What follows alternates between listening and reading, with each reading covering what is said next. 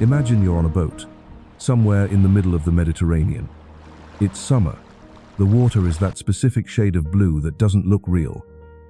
And ahead of you, rising out of the sea, is an island, Europe's second largest island, surrounded by France, Italy, and North Africa, sitting at the absolute heart of the civilized world. You'd assume this island is one of the most developed, most populated, most visited places in Europe.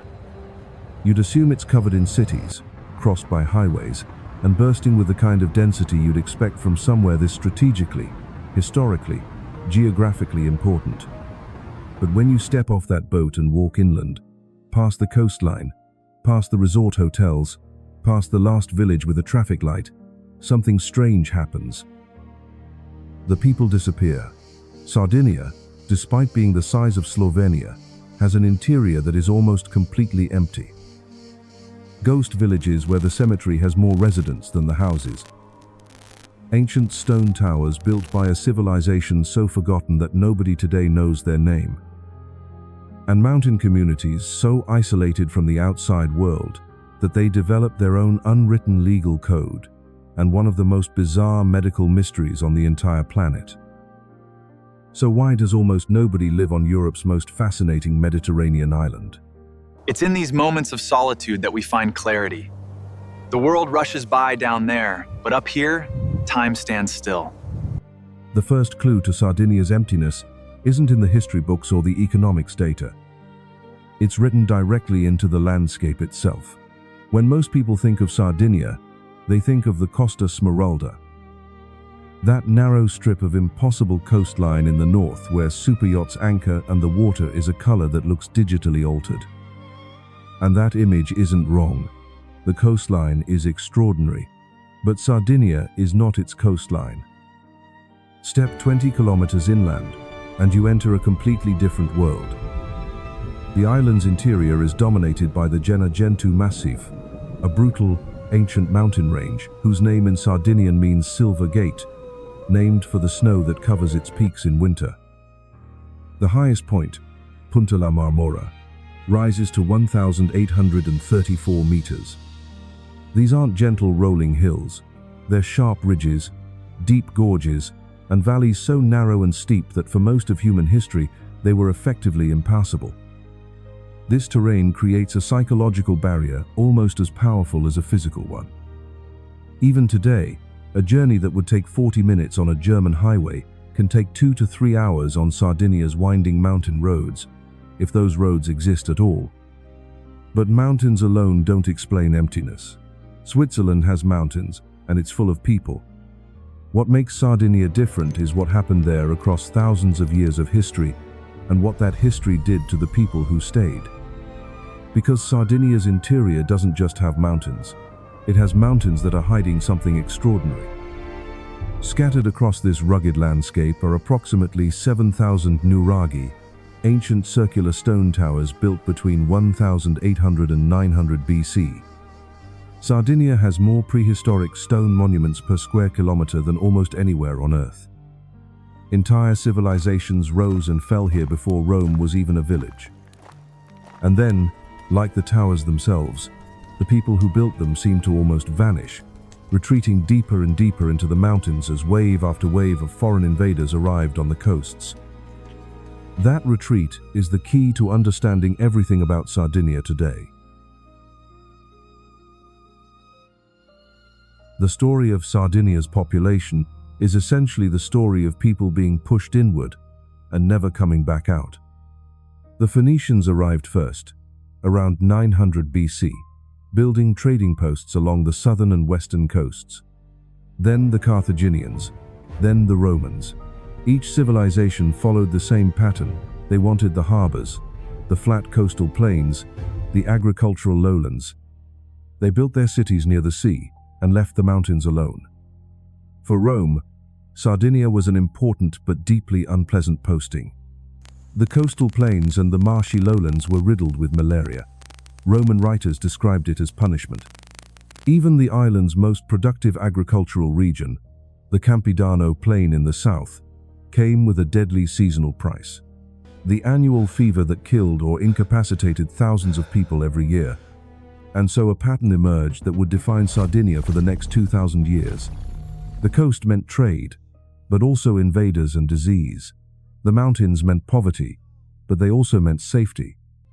The people who retreated deepest into the mountains, into the region known as Barbagia, a name the Romans gave it, meaning roughly land of the barbarians, were the ones who survived every single conquest that came after. The Vandals came, then the Byzantines, then various Italian city-states fought over the harbors. Then, for 400 years, the Spanish crown of Aragon ruled the island. Through all of it, the Barbagia remained essentially unconquered, not because nobody tried, but because the mountains simply would not let them in.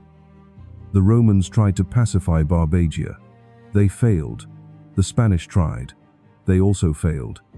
Even Mussolini, in the 20th century, sent special carabinieri units into the mountain villages to impose order. He largely failed too, because the people of the Barbagia hadn't just retreated physically into the mountains. They had built an entire alternative civilization inside them, one that didn't need, and didn't want, anything from the outside world. To understand why the interior of Sardinia is empty today, you have to understand what it felt like to live there for 2,000 years. The Barbagia developed something called the Codice Barbaricino, the Barbarian Code. Not a written law, not a government decree, an unwritten social contract that governed every aspect of mountain life, passed down through generations by example and expectation. Its core principle was simple. The state does not exist here. We govern ourselves. Justice wasn't delivered by a judge appointed in Rome or Madrid or Turin. It was delivered by the community, through a complex, sometimes brutal system of personal honor and vendetta. Wrongs were answered by the family of the wronged party. The concept of going to the authorities wasn't just unusual. It was considered deeply shameful. A man who reported a crime to the police was seen as weak. A man who settled his own disputes was respected. This created a culture of extraordinary self-reliance, fierce local loyalty, and complete distrust of outsiders, especially government outsiders. A culture where every stranger was a potential threat, and the only people you trusted were the people you'd known since birth. And then the story takes one of its strangest turns. The same isolation that made Barbagia a place of bandits and vendettas also made it one of the healthiest places on Earth.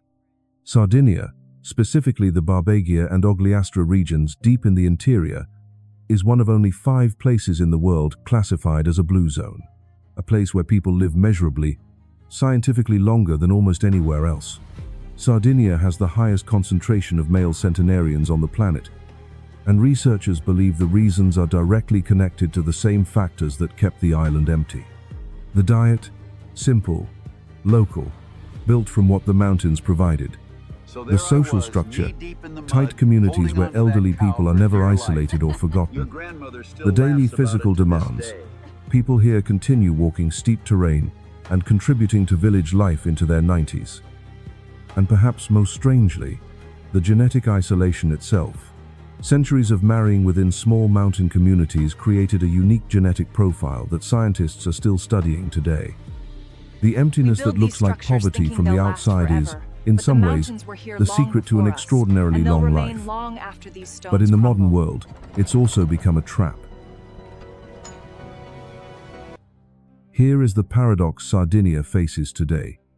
The same cultural DNA that kept these mountain communities alive for 2,000 years is now accelerating their disappearance. Young people from the Barbagia grow up in villages of 200, 300, sometimes fewer people. There are no universities in the mountains. There are often no jobs beyond agriculture and small-scale herding. The nearest major city, Cagliari, can be a 2 or 3 hour drive away on a good day. So they leave, and they don't come back.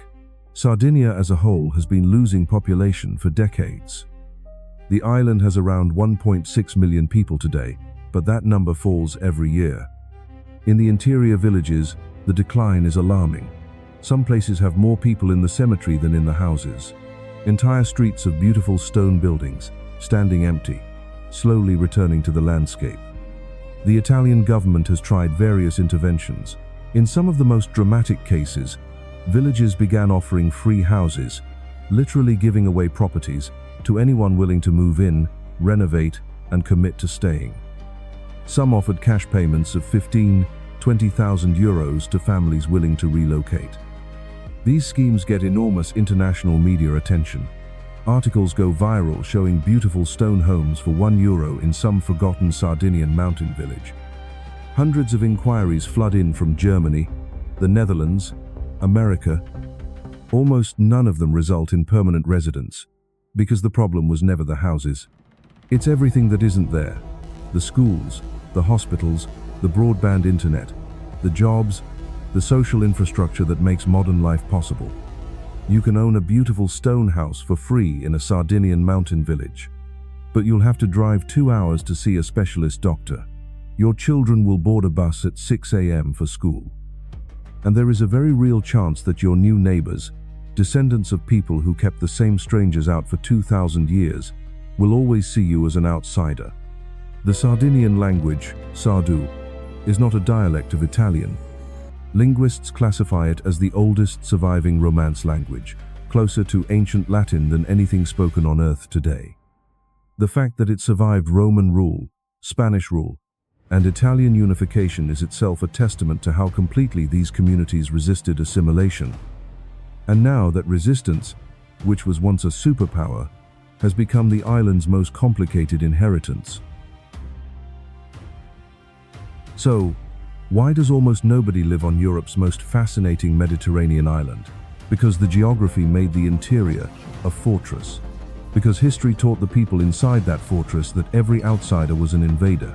Because that lesson became a culture so resilient, it survived 2,000 years of empires, and so resistant to change that it's now struggling to survive the 21st century. Sardinia's empty interior isn't a failure. It's the scar tissue of a civilization that refused to be conquered. The villages are emptying now, not because an army came, but because an airport did. Because young Sardinians discovered that the world outside the mountain gate was larger, louder, and full of possibilities the Gennargentu couldn't offer. Whether that interior ever fills again, whether free houses and cash incentives can reverse a demographic tide 2,000 years in the making, is one of the most fascinating geographic questions in Europe right now. And the answer, like everything about this island, will be decided by the mountains. Thanks for watching. If you enjoyed the video, don't forget to subscribe to the channel, and hopefully we'll see you next time.